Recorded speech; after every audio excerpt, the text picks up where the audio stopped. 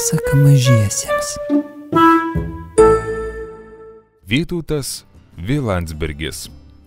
Briedis Eugenijus. 5 dalis. Žvilgti Eugenijus į tą tašką, kur tupėjo pelėda Izadora Vulkan, o ten tuščia. Tikriausiai mano pasakoje nepatiko ir jį nuskrido savo. Nuliūdo Eugeninas ir buvo besiliukina šonan, tik staiga žiūri, kad žolėje po medžiu kažkas spurda. Prieėjo arčiau, pasilenkė ir mato, ogi pelėda iš medžio iškritusi. Voliojasi už pilvo susijėmusi, žvengia kaip arklys ir pakilti nebegali. Izadora, širdelė, kas tau? Susirūpino Eugenijus. Oi, nutilk, nebepasakok daugiau, nes tuoj sprogsiu. Stenėdama maldavo pelėda. Tokios juokingos pasakos kaip gyva nesu girdėjusi. Nutilo Eugenijus, pasivaikščiojo valandėlę po apylinkės, o kai sugrįžo rado Izadorą jau atsitokėjusią. Pelėda užsidėjo ant snapo akinius, apžiūrėjo Eugeniną, postė ir sako. Eik, juokdari upelin nusimaudyk, negražu pas mylimąją purvinam ir nepasikvėpinusiam drožti, kai nusiprausi, keliausim pas tavo Izabelę. Nuskudė briedis upėn išsitrynė jėrais ir mėtom ir kaip mat pas Izadorą sugrįžo kvepėdamas it undinė. Nugi keliaujam, pasakė pelėda užšokus Eugenijų ant nugaros. Josim į Pažeimenės kaimą, į patį Labanoro girios pakraštį, ten ant Žeimenos upės kranto gyveno toks kaimo Jurgis Jurgutis, pas jį rasi savo lakštingalą. Taip ir maniau, aš jaučiau sapnavau neregėtą sapną. Briedis sustojo kaip įkastas, liūdnai nukurė galvą ir nekrust. Izabelė pamilo kitą, nes aš negražus, raguotas, o dabar iš vis be ragų kaip koks kumelys. Eugenijau, nebūk juokingas, subarė briedė Izadora. Pavydas meilė tik sunaikina, jeigu tu ją tikrai nuoširdžiai myli, tai nueik ir prisipažink, tada ir pamatysi. Ką pamatysiu? Prašaras išlemeno Eugenijus. Ką čia be pamatysi? Jei lakštingala tave myli, tai giria grįši ne vienas, išmintingai ramino briedė Izadora, o jei pamilo kitą, tai nieko nepadarysi. Palinkėsi jiems laimės ir pareisi Labanorą savo tikrosios meilės ieškoti, neverk pametęs, nesidžiaug atradęs. Nesupratau, susiraukė Eugenijus. Siūlai man neverkti meilės netekus, o paskui nesidžiaugti, jeigu ją susirasiu. Tu, Izadora, kalbi kažkokiom mislėm, paaiškink man, kas yra toji meilė ir kodėl ji tokia skausminga. Paklausyk manęs, mielas karališkas bičiuli, pradėjo dėstyti Izadora Vulkan.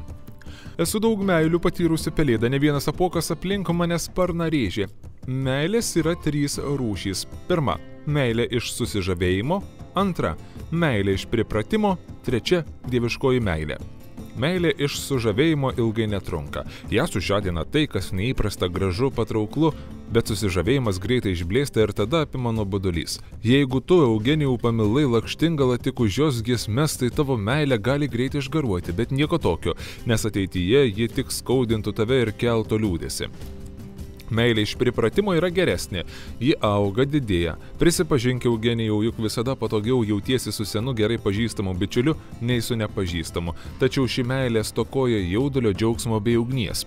O dieviškoji meilė pranoksta visas kitas meilės rūšis. Ji šviečia kaip saulė, suteikia šilumą ir laisvę, dėl nieko nepyksta, nepavydi ir neliūdi. Dieviškoji meilė neįkalina jokiame narvelyje. Ir kuo labiau prie jos priartėjai, tuo daugiau žavesio ir gelmės patiri. Jis suteikia nusiraminimą, artumą ir nepažįsta nuobodulio. Palauk, neskubėk, leisk viską sutvirškinti. Nutraukė pelėda briedis, atsigulė pievoje ir ramiai visas 3 meilės rūšis suvirškino. Paskui pakėlė galvą, žvilgterėjo į pelėdą drėgnom liūdnom akim ir vėl paklausė. Kaip man elgtis dabar, Izadora, gal iš viso neverta Izabelės ieškoti? Nedvejok, bičiuli, keliauk pas savo išrinktąją. Paglostė nugarą galiūnų išmintingoji pelėda. O ką aš jai pasakysiu? Atsiduso Eugenijus. Kaip paaiškinsiu, kodėl esu be ragų? Eugenijau, o tu eilėraščius kurti moki? Netikėtai paklausė Izadora. Moku, kukliai sumurmėjo Eugenijus, bet jie tokie žvėriškai briediški. Taip ir turi būti, juk tu nekiškis. Kai nuvyksim, tu jai padeklamuok kokį nors savo briedišką eilėraštį apie meilę. Drąsino bičiuli pelėda. Tada ir suprasi, ar yra tau skirtoji ar ne. O dabar, kai viską apie meilę sužinojai, galime keliauti.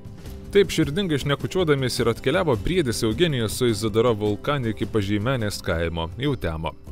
Va, matai tos trobesius kaimo gale, parodė briedžiui pelėda.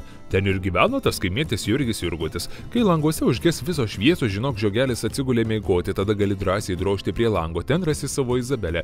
Tik atmink iš kaimo turi pasitraukti, saulei dar nepatekėjus. Jei tave pastebės Jurgučio kaimynas Algirdas Vamsdelis, tau galas. Būk ypač atsargus, nes jis medžiotojas. Sėkmės, bičiuli. Plastelėjo pelėdą sparnais, pamojavo briedžiui atsisveikindama ir nuskubėjo atgal į Labanoro girią pas savo vaikelius, kurie Izadorai buvo patys gražiausi. O Eugenijus stovėjo pamiške ir liūdnai spoksojo į atvirą Jurgio Jurgučio trobos langą, pro kurį sklido melodingas jo išsvajotosios Izabelės čiulbėjimas. Jurgiuk, Jurgiuk, kinkyk, kinkyk, paplak, paplak, miegok, miegok, trrrr. Kai visiškai sutemo ir danguje sužibo 2 318 žvaigždžių, užgeso Jurgio Jurgučio namų langai. Tada Eugenijus ryžosi prisilinkti prie trobos. Sėlino atsargiai, kaip lūšis, kad tik nesutraškėtų kokia sausa šakelė ir nepažadintų miegančių kaimiečių. Pro atvirą trobos langą sklido garsus Jurgučio knarkimas. Įkišo Eugenijus pro užuolaidas drėgną nuo jaudulio snukį, pauostė ir sušnibždėjo. Izabelė, čia aš. Eugenijus, atėjau tavęs išvaduoti. Tu? Pasigirdo cyptelėjimas iš tamsos. Kaip gerai, kad atėjai, aš taip tavęs brėdelį pasiilgau. Tik neišsigask mane pamačiusi, nes aš be ragų. Numikė Eugenijus ir tuoj pat pridūrė. Bet nesijaudink, greitai ataugs nauji ir dar geresni. Niekaip tavęs neįžiūriu, kur tu pasirodyk? Sušnibždėjo Izabelė ir pristraksėjo briedžiui prie pat nosies. Oi, koks tu juokingas be ragų, susijuokė Lakštingala. Bet išvydusi liūdnas briedžio akis, tučto jau suprato, kad bičiuliai dabar ne juokai galvoje. Tu sužeista? Pro sukastus dantis iškušė Eugenijus pamatė sužalotą Izabelę. Taip ir jaučiau, kad tas Jurgis tave kankina, tuoj įlipsiu pro langą ir įspirsiu tam nedorėlį į užpakalį. Nurimk, Eugenijau, nesikarščiuok, ramino bičiulė Izabelė. Jurgutis yra puikus žmogus, jis man gyvybę išgelbėjo. Tai kasgi tave taip žiauriai sužeidė? Baisėjosi Eugenijus. Mane sužalojo didžiulė taškuota žuvis, o Jurgis išgelbėjo, parsinešė namo ir sužeistą sparnelę aptvarstė, kad kuo greičiau pasveikčiau ir į girę sugrįžčiau. Tada gerai, nurimavo Eugenijus. Praeitą naktį sapnavau, jog pavirtau į upėtakių. Baiminausi, kad kokia nelaimė tau nebūtų atsitikusi, dėl to ir atkeliavau į Pažeimenės kaimą tavęs ieškoti. Vien dėl manęs taip toli keliavai? Nusistebėjo Izabelė ir meiliai pabučiavo Eugenijui į kaktą. Tu tikras draugas, bet staiga paukšteliai visos plunksnos pašiurpo. Eugenijau, gal tu nežinai, kad šiame kaime gyvena medžiotojas Algirdas Vamsdelis, kuris šaudo visus žvėrelius, kokius tik sutinka, bijau, kad ir tavęs kartais nenušautų. Nesijaudink, brangioji, švintant aš išnyksiu kaip ryto rūkas. Briedis Eugeninas atsiduso ir nutilo, tarsi ant širdies jam gulėtų sunkus akmuo. Ko dūsauji, kas atsitiko, sakyk, netylėk, drąsino Lakštutė savo didįjį bičiulį. Matai, Izabelė, neryžtingai prabilo Eugenijus. Ten nustabų vakarą, kai ant upės kranto taip gražiai man giedojai, aš tave žvėriškai pamilau. Supratau, kad nebegalėsiu be tavęs gyventi. Dėl to ir Jurgučiui labai pavydėjau, bet šiandien viena išmintinga pelėda man paaiškino, kas tai yra dieviškoji meilė ir liepė padeklamuoti tau kokį nors savo sukurtą eilėraštį. Nagi, padeklamuok, apsidžiaugė Izabelė, labai mėgstu briedžių poeziją. Apsilaižė briedis Eugenijus džiūstančias lūpas ir padeklamavo liūdną giesmę apie meilę. Aš vienišas briedis, vis ieškau kur dėtis, manęs neramina net uodo zyzimas, jei meilę sutikčiau, jos balsą išgirščiau, per kalnus nulėkčiau, vis bėgčiau ir rėkčiau. Kol ją susiraščiau, jo širdį suprašiau, jei džiaugsmą išliečiau, karštai pamylėčiau. Išklaususi nedrąsių briedžio prisipažinimą, Lakštutė net apsiašarojo. Žinai, Eugenijau, dar niekas taip gražiai apie meilę nėra man kalbėjęs. Sakyk, kaip galėčiau tau atsidėkoti? Tu man pagėdok. Nušvitęs iš laimės paprašė briedis. Ta daina, kurią čiulbėjo anąsyk, kai užmigau prie upės. Gerai. Tik atsigulk po langu, aš tupėsiu tau ant galvos ir suoksiu tiesiai į ausį. Sukuždėjo Lakštingalėlė ir briedis kaip mat pakluso. Netrukus visas miegantis Pažeimenės kaimas suskamba nuo elgesingų Lakštingalos meilės giesmių. Briedis Eugenijus palaimingai užsimerkė ir nugrimzdo į svaigų sapną. Jums tikriausiai jau nusibodo klausytis briedžio Eugenijaus sapnų, tačiau pačiam sapnuotojui jie yra be galo gražus ir prasmingi.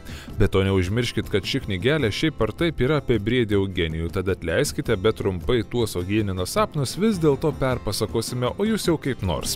Paskaitykit laikraštį, suvalgykit obuolį ir pakentėkit. Taigi miega Eugenijus ir sapnuoja, kad yra ne briedis, o čiurlenantis Lakajos upelis. Ir teka iš šiam sapne labai sraunus, linksmas, kadangi atbėga nuo aukštų kalvų, marma per pelkes, garma rėvomis. O rėva tai toks lietuviškas kurioklys, atsiprašant. Ne Niagara, bet vis geriau negu nieko. Vingiuoja per žolės pievas ir miškus. Bevinguriuojant jam labai patinka kalbėti su šlamančiais pakrantės, medžiais, žvėrimis ir paukščiais, kurie ateina iš jo atsigerti. Kaip jūs gyvenat? Čiurlendamas klausė upelis stirnų. Mes gyvenam stirniškai, atsako stirnos. O kaip tu gyveni? Aš gyvenu labai linksmai, kaip tikras upelis. Kiekvieną akimirką vis teku bėgu, kasdien daug visko pamatau ir man niekada nenusibosta. Lik sveikas, linksmasis upelį, sušunga stirnos ir nušuoliuoja į mišką. Tuo metu upelis pamato gandrą stypsantį meldyno pakraštį ant vienos kojos. Ei, gandrė, ko čia stypsai? Klausė upelis. Ša, netrukdyk, nes išbaidysi man žuvis, atsako gandras. Aš kiaurą dieną kiurksau čia nejudėdamas ir žvejoju. Jei tavo dienos kiauros, tai reikia jas susiūti, sukikena linksmasis upelis. Sėkmė žvejyboje. Atsisveikinęs su gandru upelis numarma toliau ir staiga jis pamato seną, sulinkusi senelį Petrą Heraklitą, kuris sėdi ant upelio kranto ir gailiai tūsauja įmerkęs kojas vandenin. Ei, seni, ko sėdi įmerkęs kojas ir nesidžiaugia, ko taip dūsauji, klausė jo upelis. Matai, upelį, atsako jam nuliūdęs senelis Heraklitas. Visą gyvenimą galvojau ir pagaliau sugalvojau, kad 2 kartus įbristi į tą pačią upę yra neįmanoma. O kas tau sakė, kad neįmanoma? Linksmai sučiurleno upelis. Tu tik pabandyk, nusimes drabužius ir lipk. Gal galima su drabužiais? Paklausė paraudęs senelis Petras Heraklitas. Bijau, kad iš manęs nuogo kas pasijuoktų. Kas iš tavęs juoksis, nebent gandras, kiškiai ir stirnos, sučiurleno upelis. Pažiūrėk į mane, aš juk niekada su drabužiais nesimaudau. He, lengva tavo kalbėti, atsiduso senelis Petras. Tu dar toks jaunas. Leip greičiau nekalbės, pamatysi, kaip tave atgaivinsiu. Nekantraudamas sušniokštė upelis. Ir suprasi, kad į tą pačią upę galima įbristi tiek kartų, kiek tik širdis geidžia. Kur dings senis Heraklitas, nutarė patikrinti, ar tikrai upelis jam tiesą sako. Nusirengė ir įbrido upėn vieną kartą, paskui išlipo ir įlipo dar kartą. Valio, man pasisekė, apsidžiaugė senis ir porą valandų šokinėjo ant vienos kojos, po to pusvalandį ant kitos. Paskui Heraklitas nutarė dar kartą įsitikinti ir 3 kartą ton pačion upėn įlipo. O linksmasis upelis nučiurleno juokdamasis toliau. Bėgo marmėjo, kol pasiekė jūrą. Atsidūręs jūroje, ūmai burnoje pajuto druskos skonį ir susiraukė. Kodėl šitas vanduo toks sūrus? Sušuko upelis, o pro šalį skrendanti žuvėdra jam klyktelėjo. Vanduo sūrus todėl, kad nesugestų jūroje plaukiojančios žuvis. Sudėta mėsa ilgiau negenda.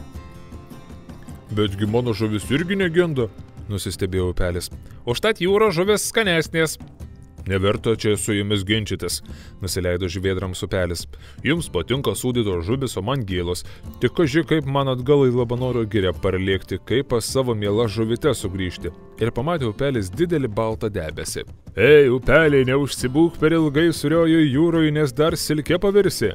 Mostelėjęs patamsėjusiu krašteliu sudundeno debesis. Išgaruok greičiau ir aš tave dangum atgal į tavo gimtuosius miškus parplukdysiu. Upelis taip ir padarė. Išgaravo ir pavirto debesimi, o tada jau parlėkė su vėju atgal į Labanoro girią, kur lietučiu nulijo ir vėl upeliu atvirto. Ir vėl čiurlena į savo kaip čiurlenės, o briedis Eugenijus toliau sauguli kaip gulės pažymenės kaimo pakrašty po galinės trobos lango. Ir parpė jūsą sapne upeliu pavirtęs, nė nenujausdamas, kokie pavojai ankstų rytmetį jo tyko.